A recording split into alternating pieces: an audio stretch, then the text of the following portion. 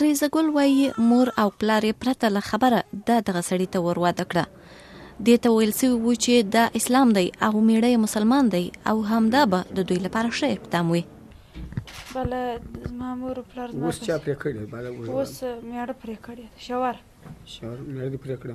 بیا چې میړه بیا چیرې ولاړې؟ میړه مې ولاړې بالا زه پرېښولم پر هلته د خاتون پر دښتې پرېښولم بالا.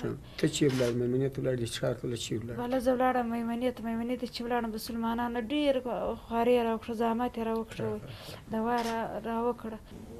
له هغه ځایه ریزه ګل کابل ته یوړل سوه او د افغان چارواکو پر غوښتنه ترکیې ته د درملنې لپاره انتقال سوه، ځکه چې د مخ او پزې د بیا رغونې عملیاتو یې په افغانستان کې امکان نه درلود. روغتون ویلي په ډېره اسانۍ سره د 3 یا 4 اونیو په اوږدو کې د ریزه ګل پزه پر مخ پورې د عملیاتو له لارې نښلولی سي.